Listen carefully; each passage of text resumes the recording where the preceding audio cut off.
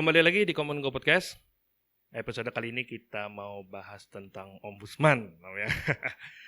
Di samping saya sudah lihat mantan kepala ombudsman Provinsi Kalimantan Selatan periode 2010 sampai 2020 Om ya. Iya. Nah, jadi Om, ini apa Om kesibukan sekarang nih Om? Basic saya itu kan aktivis NGO. Jadi rumah tinggal itu adalah NGO. Maka kalau waktu saya di KPU atau waktu saya di Ombudsman, saya itu orang NGO yang ada di KPU atau ada di Ombudsman. Maka basicnya itu adalah NGO. Balik lagi saya ke basicnya tadi. Jadi ada orang yang basicnya aktivis, ada orang basicnya wartawan, ada orang basicnya NGO, atau ada orang basicnya ormas. Nah, saya basicnya itu NGO. Saya balik lagi dengan kawan-kawan NGO, melakukan pengorganisasian masyarakat, melakukan berbagai kegiatan penyadaran masyarakat, pemberdayaan dan segala macam. Itu ke arah itu kegiatannya. Jadi Om, apa sih Om ombudsman itu Om? Ombudsman itu kalau di negara-negara Skandinavia, awal daripada ombudsman itu berada adalah telinga. Jadi dia kuping, menjadi jembatan pelaksana pelayanan publik atas hal-hal yang dikeluhkan masyarakat. Jadi posisi ombudsman itu menjadi telinganya masyarakat, buat masyarakat ya. Telinga, menjadi telinga dan lalu kemudian menjadikan jembatan antara masyarakat dengan pemerintah. Mungkin kita sulit setiap hari untuk menyampaikan berbagai keluhan pelayanan publik itu kepada pemerintah. Karena itu kita memerlukan jembatan. Orang bisa datang setiap hari, setiap waktu kepada ombudsman atau akses kepada nomor yang mereka sudah siapkan. Dari situ lalu kemudian keluhan menyangkut pelayanan publik itu ditindaklanjuti. Dan bagi ombudsman wajib menindaklanjutinya karena itu amanat dari undang-undang yang sudah mengatur tentang ombudsman itu sendiri. Jadi di negara-negara lain itu fungsinya sebagai telinga, dia mendengarkan. Sekarang orang ribut atau ramai membicarakan tentang gas 3 kg yang tidak ada misalnya. Ombudsman semestinya mendengarkan itu lalu kemudian menghubungi instansi mana yang mengurusi itu dan menyelesaikan urusan-urusan itu. Itu yang menjadi tugas ombudsman. Ada jalan rusak misalnya orang tidak bisa langsung ke PU misalnya atau langsung ke DPR, orang bisa melalui ombudsman nanti yang akan mengawal sampai jalan itu menjadi baik. Jadi fungsinya seperti itu. Lebih kepada pengawasan. Seluruh yang dikerjakan oleh pemerintah itu pada dasarnya adalah pelayanan publik. Jadi apabila ada masalah menyangkut pelayanan publik tersebut, orang bisa menyampaikannya ke ombudsman. Jadi posisi ombudsman itu sebenarnya sangat penting. Misalnya orang bikin KTP 2 tahun tidak selesai KTP-nya, orang tidak bisa lapor ke polisi karena itu bukan tindak pidana. Tidak bisa juga lapor ke kejaksaan karena itu bukan kasus Om ya. Bukan kasus ya. Tapi orang bisa datang ke ombudsman. Sertifikat tanah orang tidak keluar-keluar misalnya mengurus di BPN. Nah, orang tidak bisa datang kemana-mana melaporkan itu kecuali ke ombudsman.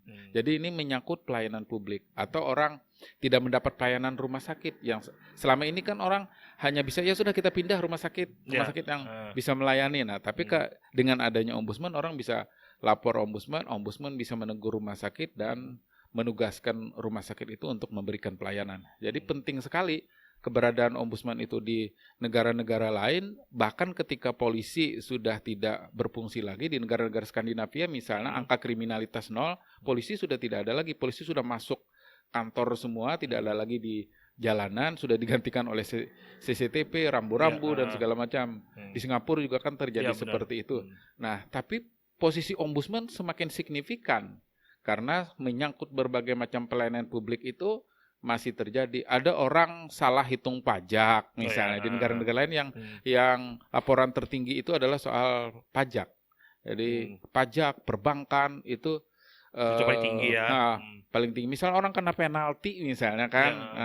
biasanya kan di tempat kita kemana orang lapor ya, atau Hmm. perkara-perkara perbankan itu banyak sekali. Nah itu satu-satunya yang naik itu di Eropa itu adalah ombudsman. Di Belanda saja ada 25.000 laporan setiap tahun. Setiap tahun. Iya, di Australia Barat itu saja ada 15.000 laporan. Jadi Ombudsman Indonesia itu bekerja sama dengan 3 negara dengan Bangkok, Belanda, Australia, Bangkok untuk saling sharing tentang pengalaman menyangkut ombudsman ini. Karena negara pertama kali mendirikan ombudsman itu adalah Swedia.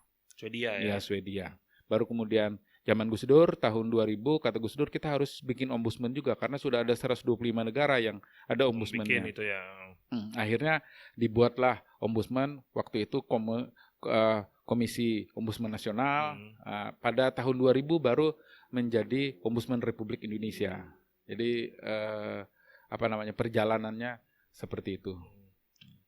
Kalau untuk tadi kan ada kalau di luar kan ada banyak beberapa keluhan pelayanan tentang pajak kan Om, tentang perbankan.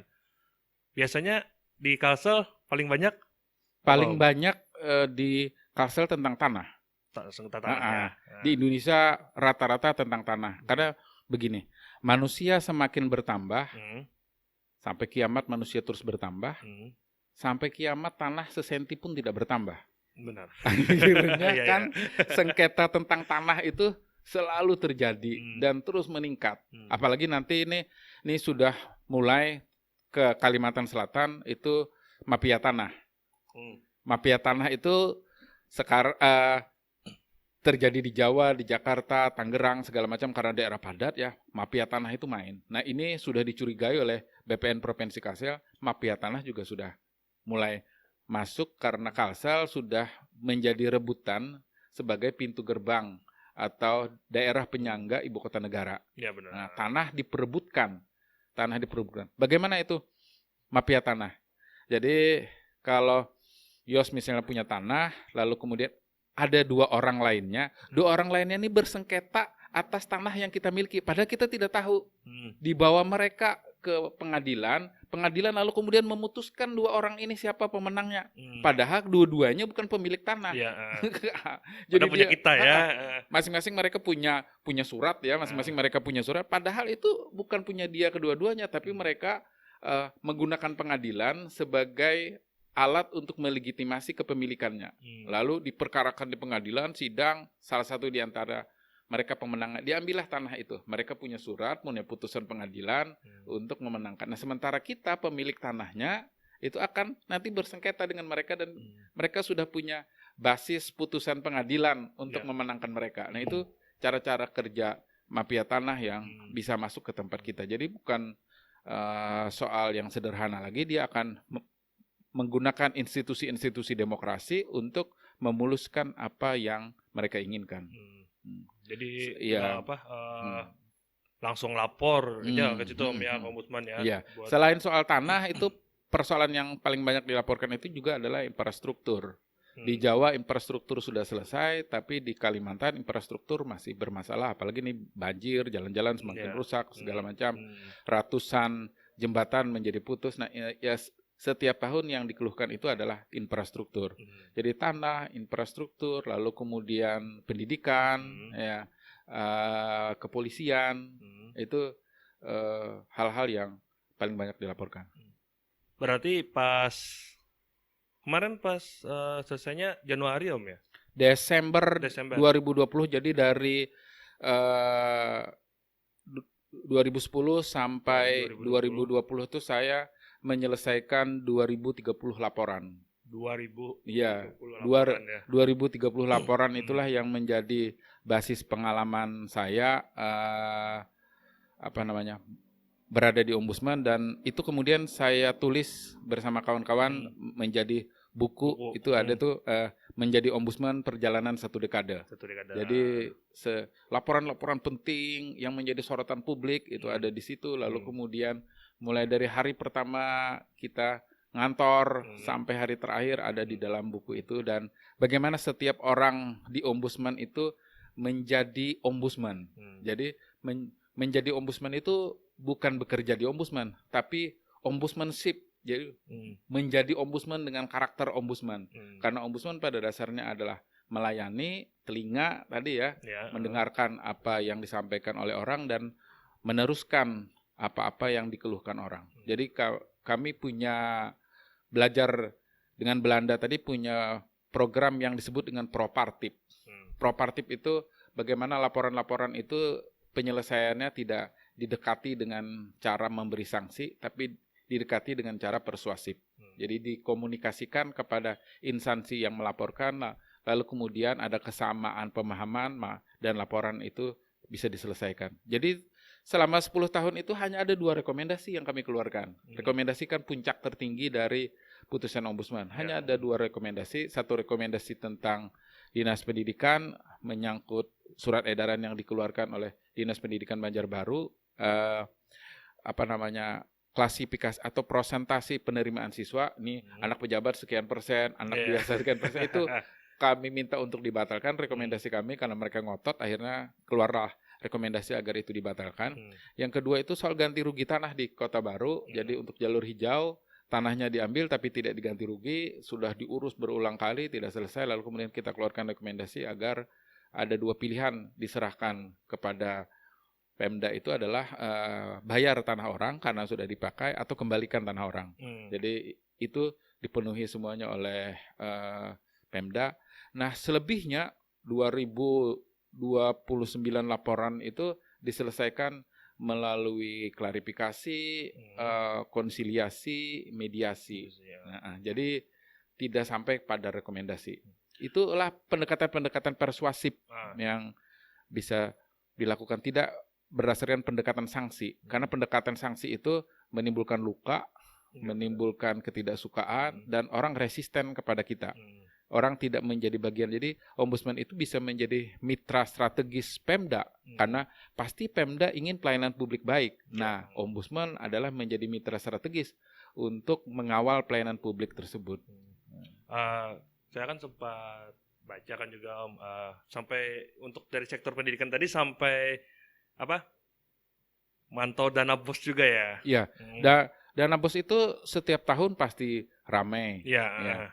Yang cukup prestasi itu adalah Ombudsman menyarankan kepada wali kota untuk membuatkan SK tenaga honorer. Itu 1.300 guru honorer di Kota Banjarmasin tidak dapat SK ternyata.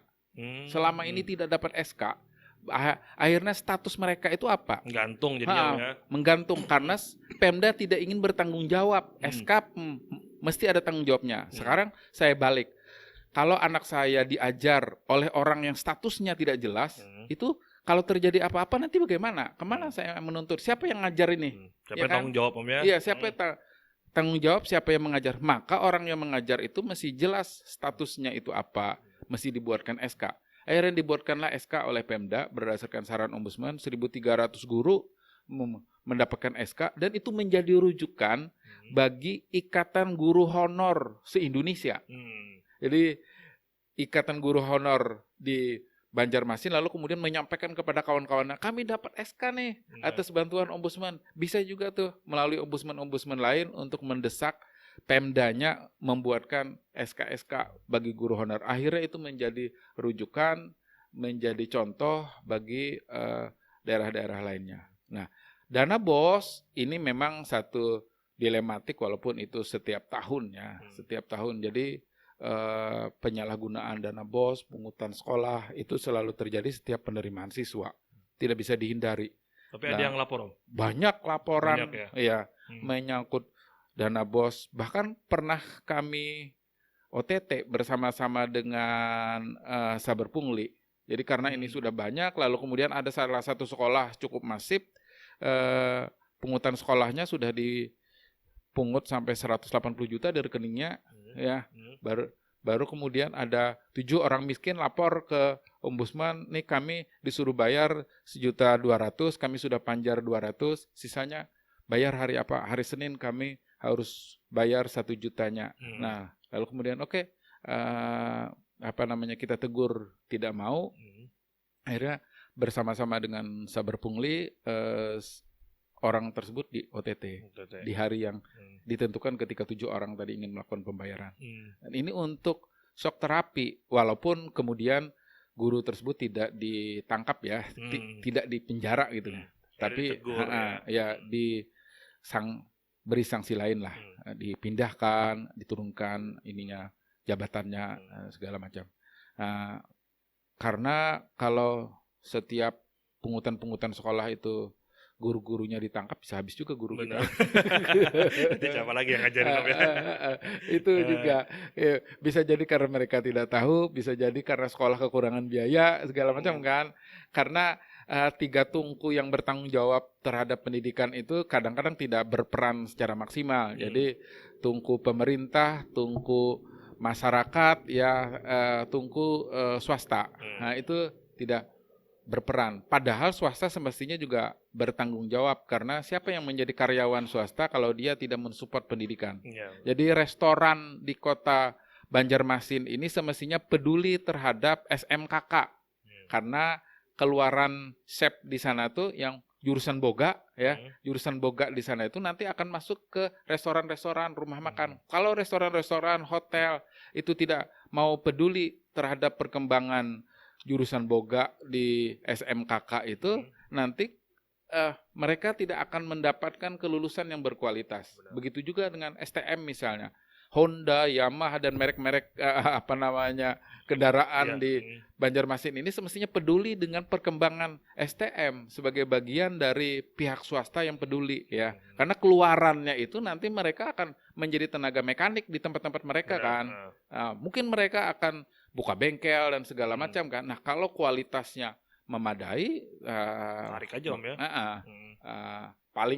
Paling tidak kan membantu otomotif lah kan, dunia otomotif dalam soal itu semua. Nah itu kenapa lalu kemudian swasta itu harus peduli kepada berbagai hal menyangkut pelayanan publik.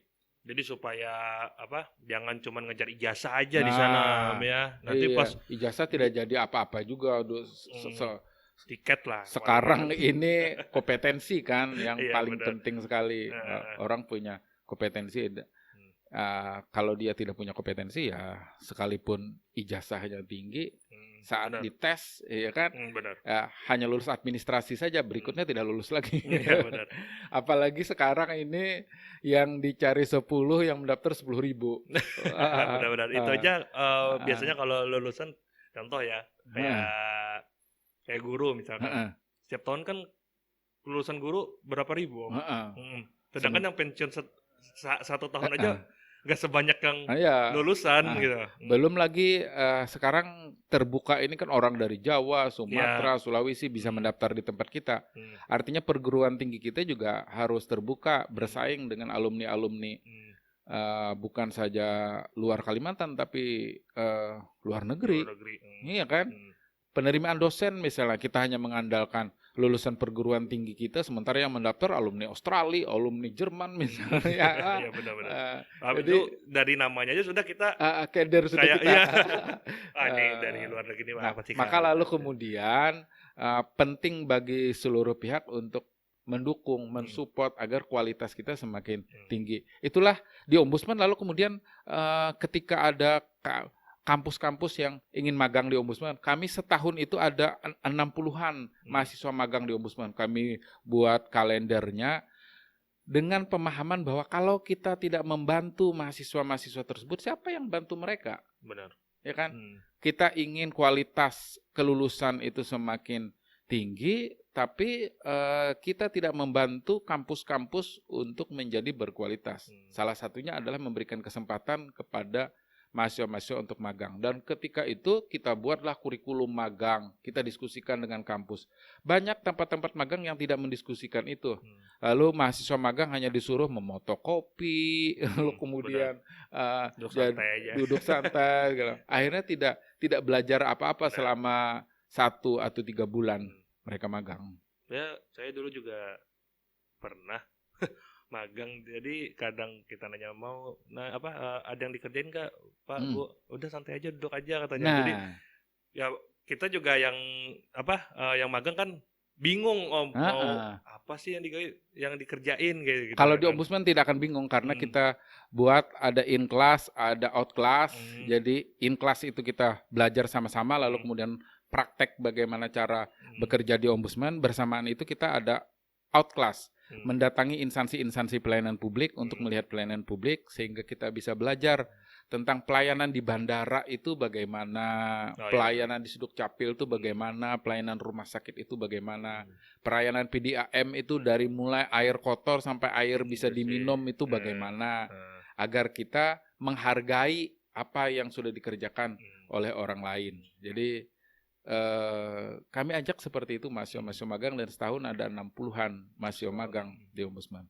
Nah itulah ya apa namanya ketika kita ingin menjadi bagian untuk membantu pelayanan publik di sektor lain. Terus Om untuk kan di sini kan termasuk baru Om ya Ombudsman ya.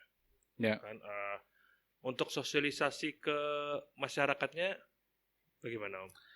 Mungkin ada beberapa masyarakat yang masih bingung gitu kan, ini kemana nih kita mau ke, kan kayak kata Om tadi mau ke polisi kita susah, mungkin bukan jalurnya mungkin kan bukan pidana, bukan ini Perdata. Terus mau ke kejaksaan juga bingung gitu loh. Jadi banyak orang mengatakan banyak orang yang belum tahu tentang ombudsman. Ya diakui banyak yang belum tahu soal ombudsman dan kita terus melakukan sosialisasi tatap muka melalui media sosial segala macam itu terus dilakukan. Tapi perlu diketahui bahwa akses orang ke ombudsman setiap tahun itu lebih 500 akses orang ke ombudsman dan tidak seluruh akses itu menjadi laporan. Orang tiba-tiba bingung berkelahi dengan suaminya di rumah lalu kemudian datang ke ombudsman, aku mendapat perlakuan kekerasan di ombudsman ini bagaimana ya caranya ya kan mendapat perlakuan kekerasan oleh suamiku di rumah ini bagaimana ya caranya. Nah lalu kemudian oke, bisa konsultasi ke sini. Nah, kita arahkan dia karena orang tidak tahu harus datang kemana. Atau ada orang misalnya kehilangan bisa datang ke ombudsman, kemana ya aku kehilangan tapi aku tidak tahu. Kalau kehilangan bisa ke kepolisian. Atau masalah perbankan misalnya ditagih oleh apa istilahnya tuh debt collector misalnya aku harus lapor kemana ya, kita arahkan ke OJK misalnya. Nah, jadi banyak orang yang tidak tahu dia harus datang kemana menyangkut pelayanan publik, akhirnya memilih ombudsman untuk menyampaikan curhatan baru diarahkan oleh ombudsman. Tidak seluruhnya, dari 500 lebih orang datang tuh paling setahun tuh hanya 200-an yang menjadi laporan, yang menjadi kewenangan ombudsman. Selebihnya ketika bukan menjadi kewenangan ombudsman, orang hanya berkonsultasi saja. Konsultasi hukum, lalu kemudian kita arahkan begini. Artinya dari 500 orang akses, banyak juga lah yang sudah tahu dengan ombudsman. Dan ketika media sosial menjadi sangat terbuka, klik ombudsman, kira-kira sudah terbuka seluruh informasi menyangkut ombudsman. Jadi di zaman teknologi seperti sekarang ini tidak ada alasan untuk tidak tahu tidak ada alasan, orang bisa saja terbukti bahwa kemudian laporan-laporan itu dari tahun ke tahun semakin tinggi. Dan ketika laporan itu semakin tinggi bukan berarti pelayanan publik semakin buruk. Tidak mesti.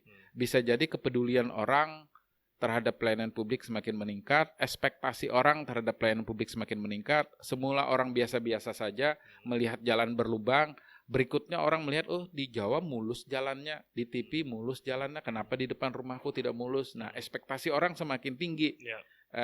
Akhirnya menjadikan itu sebagai laporan dan lain-lain menyangkut pelayanan publik di mana ekspektasi orang dari waktu ke waktu semakin meningkat.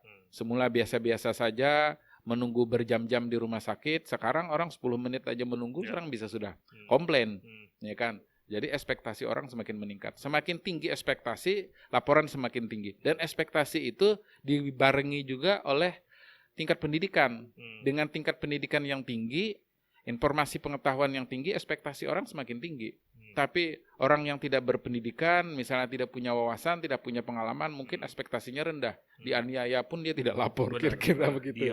Diam aja. Pasrah mungkin nasib kita sudah begini. Tapi orang yang punya pengetahuan, pendidikan, pengalaman, pasti punya ekspektasi tinggi dan lalu kemudian menjadikan ombudsman sebagai sarana untuk memenuhi laporan-laporannya. Dari berbagai laporan, contoh ya kayak misalkan tadi jalan rusak, ada yang lapor misalkan kan ke ombudsman, ini katanya ini, terus misalkan ombudsman kan sudah bilang kan ke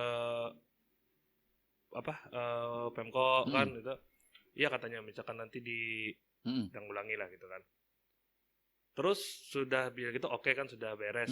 Nyatanya jalan itu belum dikawal. Jadi itu, pertama kita bangun komitmen dengan Pemdanya harus memberikan penjelasan secara tertulis kepada yang melaporkan jalanan itu kapan akan diperbaiki, di anggaran tahun berapa, oke kita anggarkan ya tahun depan akan kita perbaiki. Nah, janji itu lalu kemudian dikawal oleh pelapornya.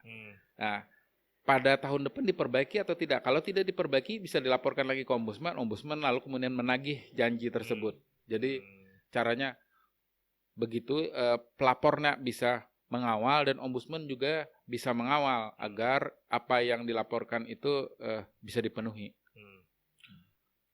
Terus juga misalkan ya nih, katakanlah ada satu instansi, dia lapor ke ombudsman kan, nah terus ombudsman terus ke pemerintah.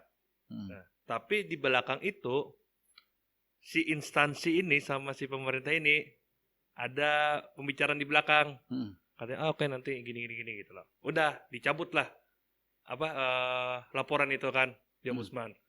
Terus nyatanya itu nggak yang pembicaraan tadi nggak terjadi misalkan, dia kecewa lagi, dia lapor lagi ke ombudsman tuh gimana Om? Ombudsman tidak bisa memproses laporan yang sama. Nggak bisa ya. Jadi laporan itu misalnya sudah dilaporkan, lalu kemudian dicabut, ya kan? Nah, itu sudah terinventarisir sebagai satu laporan.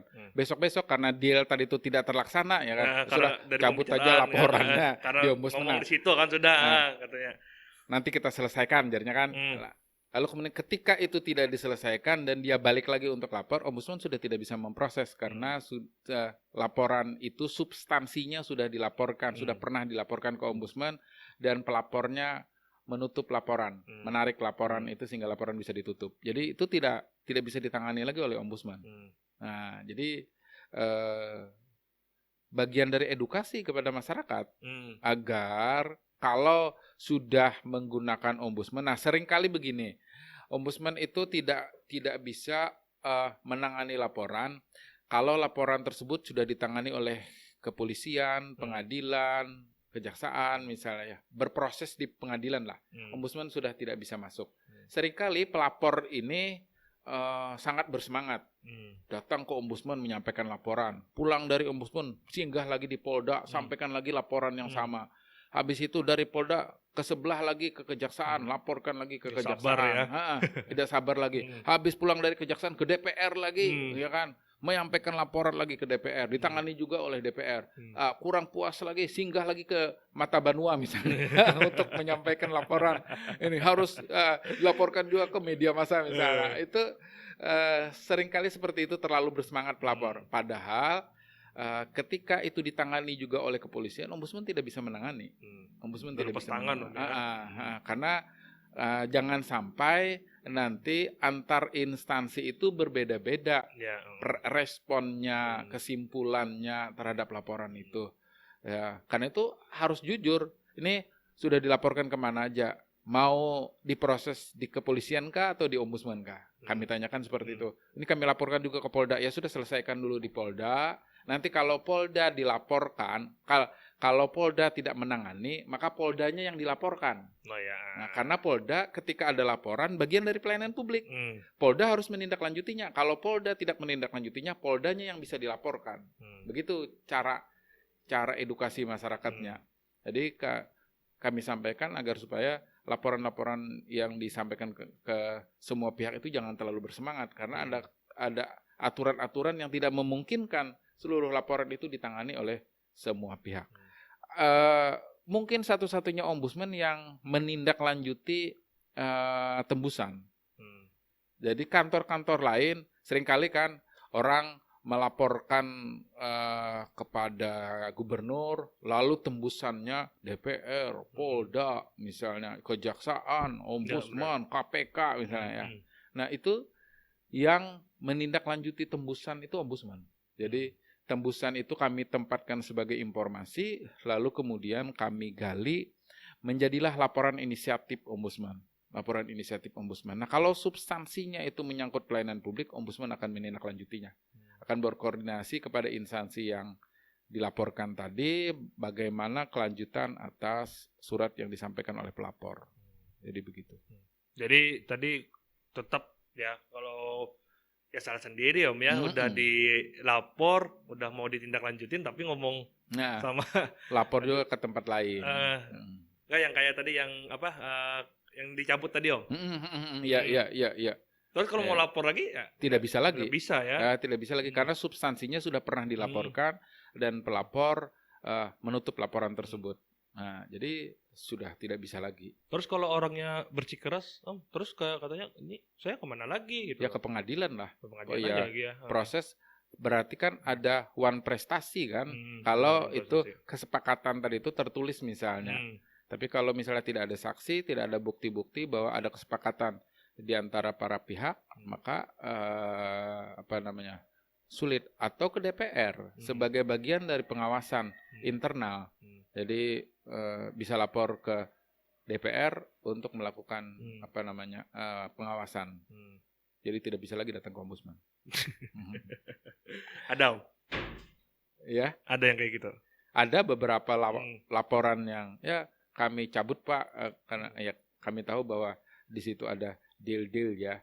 Apalagi ada sering pengacara ya yang memanfaatkan Ombudsman itu untuk menaikkan posisi tawar. Jadi dia tahu bahwa kalau ini tidak ditangani oleh Ombudsman, pengacara akan sangat alot urusannya dengan kepolisian, urusannya dengan instansi-instansi lainnya, baru kemudian pengacara itu menggunakan institusi Ombudsman untuk memberikan perhatian kepada laporannya. Walaupun kami sering mengingatkan kepada pelapornya bahwa lapor di Ombudsman itu gratis. Karena kalau pakai pengacara pasti argonya jalan. Ya benar. Kenapa tidak pelapornya itu saja yang langsung datang ke Ombudsman, lalu kemudian tidak perlu pakai perantara pengacara yang pasti berbayar. Jadi itu yang sering kami sampaikan. Banyak ya. Iya.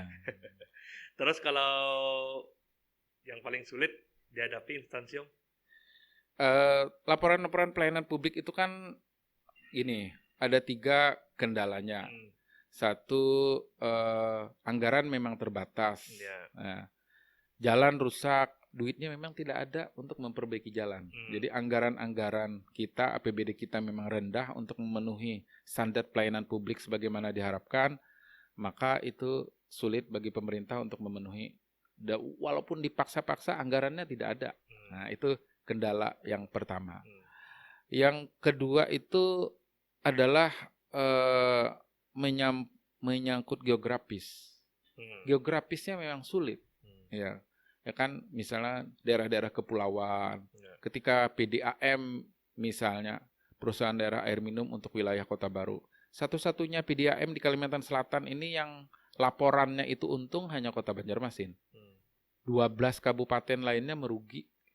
Nah, itu terutama daerah-daerah yang geografisnya susah, pelayanan publik juga susah.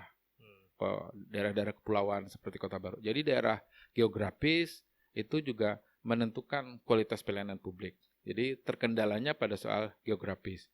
Yang ketiga itu soal kualitas pemimpin yang dihasilkan dari demokrasi yang semakin oligarkis ini. Kalau tidak berduit, tidak bisa menjadi kepala daerah. Maka yang menjadi kepala daerah adalah yang berduit, belum tentu kualitasnya baik. Benar. Nah, dan belum tentu punya komitmen terhadap pelayanan publik. Nah, jadi kalau kepala daerah terpilih tidak punya komitmen terhadap perbaikan pelayanan publik tidak bisa baik. Jadi 3 hal itu yang menjadi tantangan pelayanan publik. Maka ketika itu dilaporkan, kita akan menemui 3 tantangan ini. Dan 3 tantangan ini juga akan dihadapkan lagi pada 3 tantangan eksternal, Ya. ya, bencana alam. Hmm. Nah, ini Hulu Sungai Tengah akan Iya. mengalami itu kan, mengalami itu, pelayanan publik menjadi buruk karena ada soal bencana alam. Ditambah lagi soal internal, tidak ada dana. Ya. Ditambah lagi komitmen misalnya yang rendah, geografis yang tinggi, segala macam bencana. Pandemi juga kami kira bagian dari tantangan pelayanan publik karena kita terkendala semua dengan pandemi ini, ya kan? Apalagi yang masuk kerja kan sebagian WFH. Iya, WFH. Dan tantangan eksternal lainnya adalah krisis ekonomi. Ya. Nah, krisis ekonomi terjadi di mana-mana, maka berdampak juga terhadap pelayanan publik. Nah, itu tantangan-tantangan yang menurut kami tidak mudah, ke depan akan semakin berat, dan bisa jadi ombudsman akan menjadi semacam keranjang untuk menampung seluruh keluhan-keluhan itu. Ada satu kewenangan ombudsman yang belum dimanfaatkannya karena berbagai kendala yang saya sebutkan tadi, yaitu kewenangan adjudikasi khusus. Adjudikasi khusus itu ombudsman bisa memutuskan menyangkut ganti rugi atas persoalan pelayanan publik. Ada orang naik kendaraan lalu jatuh sendiri karena jalannya berlubang, ya kan? Ya, benar. Maka jalan berlubang itu tugas dari pemerintah. Orang bisa menuntut pemerintah karena orang jatuh naik kendaraan jalannya berlubang. Jalan berlubang itu buruk pelayanan publiknya. Orang bisa lapor ke ombudsman dan bisa minta ganti rugi atas jalan berlubang tersebut. Jadi itu adjudikasi khusus namanya. Atau mati lampu. Nah, mati lampu 3 kali sehari kayak minum obat tempat kita biasanya kan. Nah, mati lampu lalu kemudian banyak orang dirugikan karena mati lampu. Rice cookerku rusak, laptopku rusak, TV elektronikku rusak. Aku minta ganti rugi. Nah, adjudikasi khusus itu bisa menampung itu. Jadi di sidang melalui proses ombudsman lalu ditetapkan berapa ganti ruginya. Malpraktek di rumah sakit. Ya. Nah, misalnya sakit gigi di sebelah kiri tiba-tiba dicabut di sebelah kanan misalnya. Itu ekstrimnya ya. Nah, itu bisa jadi lalu kemudian orang menuntut. Caranya dengan pasal adjudikasi khusus. Ombudsman menentukan berapa kerugian ini yang ditentukan oleh orang tersebut. KTP orang tidak selesai selama 2 tahun tadi misalnya ya. Lalu karena KTP tidak ada, orang terkendala tidak bisa kemana-mana. Akses bank tidak bisa, ngurus ini tidak bisa, kredit kendaraan tidak bisa. Karena semuanya pakai KTP. Karena semuanya pakai KTP. Orang mengalami kerugian. Nah, itu orang bisa lapor dan ombudsman bisa menetapkan berapa kerugian orang dengan adjudikasi khusus tadi. Tapi itu tidak bisa dipakai karena pemerintah tidak sanggup kalau undang-undang itu diterapkan. Jadi pemerintah juga nih kan, DPR juga yang membuat undang-undang tersebut dan ada pasal adjudikasi khusus mengatur itu. Tapi pemerintah juga yang tidak sanggup. Misalnya gini, ketika PDAM airnya keruh, kita bisa tuntut PDAM airnya keruh nih bisa membahayakan masyarakat. Ini bukan perusahaan daerah air minum, ini perusahaan daerah air mandi pun tidak layak. Nah, orang menuntut PDAM, tapi ketika orang menuntut sanggup nggak PDAM bayar? Benar. Listrik tadi 3 kali sehari setiap mati. Dulu tahun 90 PLN itu mengajukan di Balikpapan, mengajukan agar penerangan di wilayah-wilayah Pertamina itu ditangani saja oleh PLN. Tahun 90 ini, waktu saya di sana. Lalu kata Pertamina, oke, bisa saja ditangani oleh PLN. Penerangan di wilayah Pertamina itu syaratnya setiap kali mati lampu, kamu bayar 500 juta. Karena kerusakan kami 500 juta tahun 90 itu. PLN tidak sanggup. Nah, jadi kalau sekiranya setiap mati lampu kita dapat kompensasi, sanggup nggak PLN bayar? Nah, itu. Jadi kemampuan pemerintah untuk membayar adjudikasi khusus ini yang sangat rendah sehingga pasal adjudikasi khusus itu berat untuk diterapkan. Bahkan ketika kami konsultasikan itu dengan Ombudsman Belanda, jadi Ombudsman Indonesia konsultasi atau sharing dengan Ombudsman Belanda, kata Ombudsman Belanda jangan. Nanti seluruh perkara-perkara di pengadilan yang tidak diselesaikan oleh pengadilan akan dilimpahkannya ke ombudsman untuk diselesaikan. Matilah ombudsman. Dengan kekuatan yang ada, dia tidak akan sanggup untuk menangani itu. Dan ketika Pemda juga tidak mampu untuk membayarnya, keluaran produk ombudsman itu menjadi sia-sia. Bayangkan banyak putusan pengadilan yang tidak jalan kan. Nah itu juga menyebabkan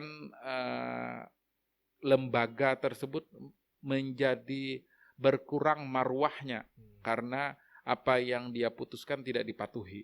Jadi kalau itu ditangani oleh ombudsman ya cukup tentu tidak kondisinya tidak memungkinkan. Belum lagi kalau orang manfaatin Om ya. Ya, memanfaatkan tadi banyak sekali kan karena ada motif-motif tertentu lalu kemudian untuk memeras segala macam ya. Padahal belum tentu mungkin. misalkan kayak mati lampu, TV-nya misalkan rusak belum tentu kan karena mati Belum lampu. tentu karena mati Tapi lampu. kebetulan saat itu pas TV-nya rusak, sejam Nah, kemudian mati lampu. di situ lalu kemudian juga kita memerlukan ahli apakah disebabkan oleh mati lampu atau disebabkan oleh lainnya. Nah, ya kan? Jadi putusan tadi tentu saja harus melibatkan ahli yang kompeten terhadap bidang-bidang itu. Wah, saya kira kesulitan kita untuk mencari ahli-ahli dengan berbagai spesifikasi pengetahuan yang beragam tadi. Kalau di luar negeri ada gitu. Ya di yang di sini kan nggak bisa diterapkan kan tadi kan. Ya, kalau di luar negeri bisa. Tidak bisa. Nggak bisa juga tetap. Pasal itu tidak ada. Oh nggak ada. Adjudikasi khusus itu tidak ada. Untuk kalaunya adjudikasi khusus ya melalui proses pengadilan. Jadi orang menuntut ganti ruginya melalui pengadilan. Selama kan 1 tahun 1 tahun terakhir di ombudsman Om ya pas masuk itu pandemi ya.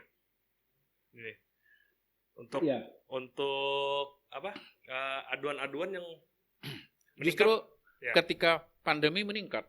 Iya meningkat ya. Ya pandemi laporannya meningkat karena bansos mungkin ya. Bansos ada 300-an laporan buat bansos. Ya. Laporan bansos itu ketika sampai pada di 80 laporan, ya kami lalu kemudian koordinasi dengan dinas sosial. Ini tidak bisa ditangani ombudsman dengan banyak sekali ini. Maka kami koordinasi dengan dinas sosial dan kami minta dinas sosial membuka pengaduan khusus tentang bansos. Ya, akhirnya ada 1.600 yang disampaikan ke dinas sosial. Laporan itu. Kalau jadi misalkan nggak ke bansos, kalau nggak ke dinas sosial tadi ke ombudsman itu lapor. Jadi sampai di 80 itu kami tersadar, oh ini tidak bisa nih kita tangani seluruhnya ini. Datang terus laporan-laporan itu orang merasa tidak mendapat dan segala macam kan, data yang tidak valid, macam-macam lah itu. Di Kota Banjarmasin aja ada 1.600 yang dilaporkan ke dinas sosial langsung. Nah, jadi dan itu terhambat karena kemampuan Pemdanya sudah habis, dananya untuk bansos sudah habis, tidak ada lagi. Jadi akhirnya ya orang tidak dapat. Nah kalau itu dilaporkan ke ombudsman kan gawat sekali ombudsman. Bagaimana harus menyelesaikan laporan-laporan yang banyak sekali itu. Jadi pas di 80 langsung lempar. Dilaporkan, ini bisa meningkat. Karena di 80 itu mayoritasnya menyangkut bansos, tapi mayoritas lainnya adalah soal janji Presiden Jokowi yang keringanan kredit itu kan ada kan pada waktu itu kan. Ya siapa yang punya kredit di bank apa segala macam itu bisa minta keringanan. Nah ternyata tidak sesederhana itu. Di masing-masing institusi itu punya manajemen tersendiri. Tidak bisa keputusan presiden langsung berlaku di seluruh bank-bank atau di seluruh perkreditan itu. Apalagi kalau bank swasta ya. Iya, tidak mungkin dia tunduk kepada satu keputusan gitu ya. Mesti ada putusan-putusan turunan lainnya agar supaya itu bisa diterapkan sampai di Kota Banjarmasin. Di situ kendala-kendala ketika menyangkut bansos. Tapi selama pandemi laporan cukup tinggi, akses juga cukup tinggi. Jadi 500-an akses juga kepada ombudsman dan ada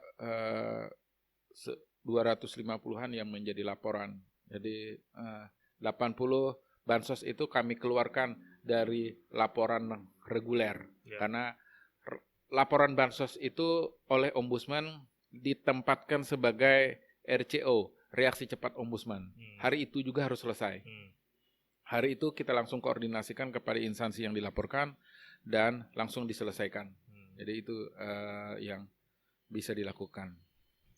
Kalau bansos kan tadi udah ke dinas sosial kan Om. Terus kalau untuk pelayanan publiknya Om, contoh misalnya rumah sakit. Ke rumah sakitnya. Jadi kami punya Itu banyak yang lapor juga Om. Iya, jadi misalnya soal COVID segala COVID, macam ya. iya. Itu langsung ke rumah sakitnya, lalu kemudian ditangani oleh rumah sakit yang bertanggung jawab terhadap COVID secara berjenjang dan itu kita koordinasikan dengan rumah sakitnya. Banyak Om ya? Ya lumayan terkait COVID itu pelayanannya. Kalau yang kayak kemarin kan ada beberapa orang yang COVID, katanya nggak COVID, bilang COVID, karena di COVID kan. Nah, itu ada juga gitu. Iya. Lapor-lapor kayak gitu. Tapi agak susah ya karena COVID ini tidak kelihatan ya. Iya benar. Model sudah agak juga kan. Agak susah. Jadi satu-satunya cara adalah hasil laboratorium, kecuali misalnya ada hasil pembanding. Nah, cuman kan COVID itu bisa jadi hari ini diperiksa positif, besok diperiksa bisa negatif. Iya benar. Bisa jadi seperti itu karena laboratorium 14 hari ya. Kan dia acak juga kan, yang diperiksa itu. Dan keakuratannya kan hanya 60%. Nah, maka bisa jadi hasil laboratorium itu juga belum tentu positif, belum tentu sebenar-benarnya apa yang terjadi. Karena ada orang yang dites berulang kali, 14 hari dites positif, 14 hari lagi dites positif lagi. Nah, itu kan bagaimana itu? Ada juga kasus-kasus itu. Tapi kita tidak bisa masuk ke situ karena kita bukan ahlinya ya. Jadi benar. Memang harus ada ahlinya yang menjelaskan itu. Kalau kecuali kemudian yang bersangkutan tidak memberikan pelayanan, baru kemudian itu menjadi wilayah ombudsman. Tapi menyangkut substansinya kita tidak bisa mendebat itu. Saya tidak COVID tapi di-COVID-kan, itu bagaimana? Siapa instansi yang bisa menjadi pembanding itu? Harus ada. Tapi tetap dikawal Om ya? Tetap dikawal. Tapi melibatkan sejumlah ahli mungkin ya. Agar supaya tidak dibisniskan, menurut saya harus ada instansi juga yang mengawasi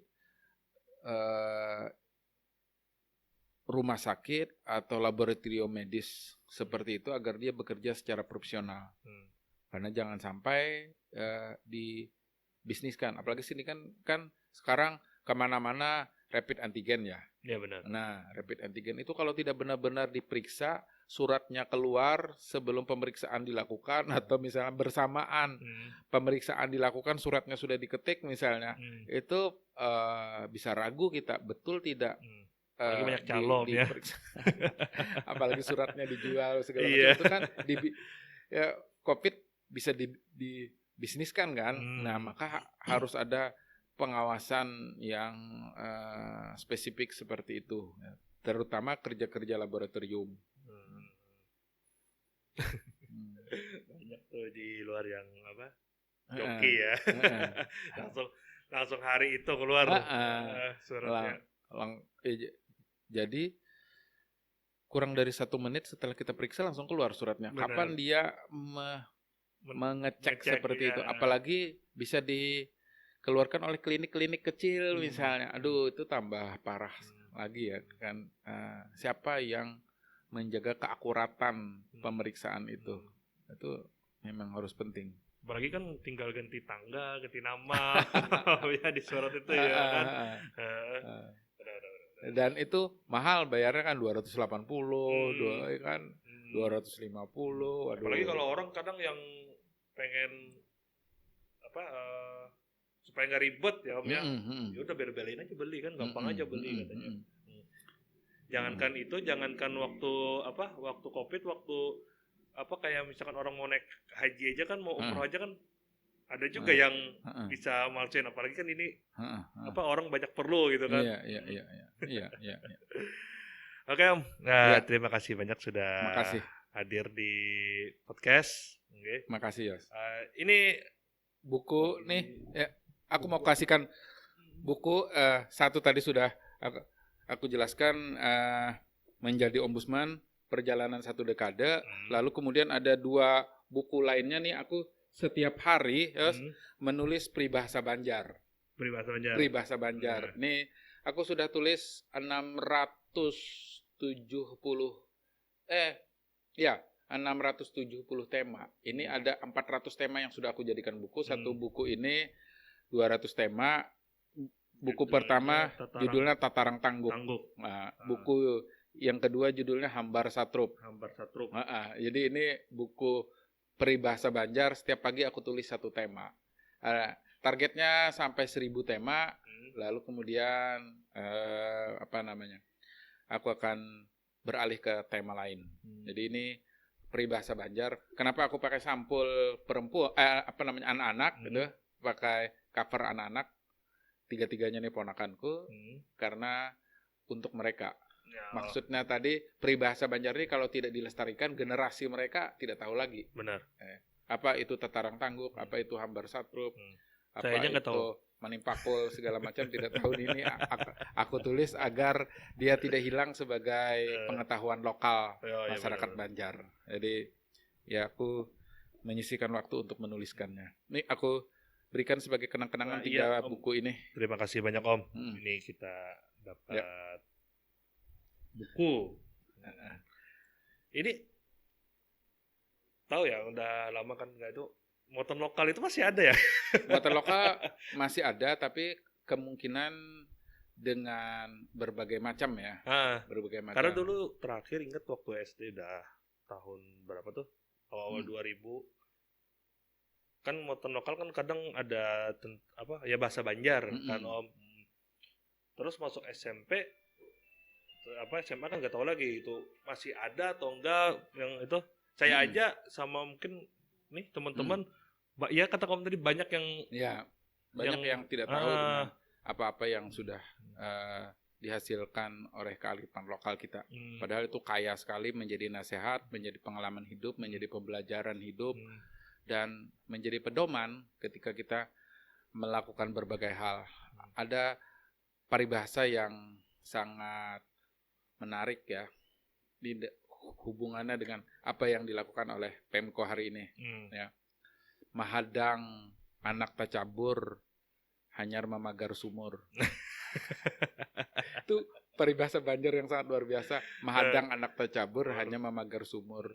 Ya kan?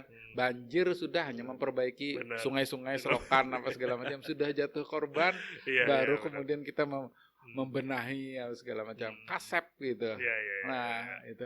Mahadang anak tacabur, hanya memagar sumur. Jadi kadang-kadang kita harus belajar dari fenomena alam untuk mengoreksi kita, dan maka lalu kemudian jatuh korban, baru kita melakukan pembenahan setelah ada korban. Kalau tidak ada korban mungkin kita tidak punya kesadaran. Gitu. Nah, peribahasa Banjar punya banyak edukasi pembelajaran kepada kita. Oke, kita lanjutkan lagi, nanti kita bisa bahas paribahasa Banjar secara tersendiri. Nanti kita bicara makasih banyak ya tentang Banjarmasin, bahasa Banjar, terus ke budaya-budaya. Oke, nah ini tadi Om ada juga dari Mata Banua. Terima kasih banyak hari ini. Ya itu makasih. Karena itu Om sekarang bahasa Banjar ketindih sama bahasa gaul. Oke, makasih. Apa yang kami sampaikan ini tentu bukan yang terbaik, tapi yang pasti menjadi sumber inspirasi untuk kaula muda. Sampai jumpa di episode lainnya. Salam.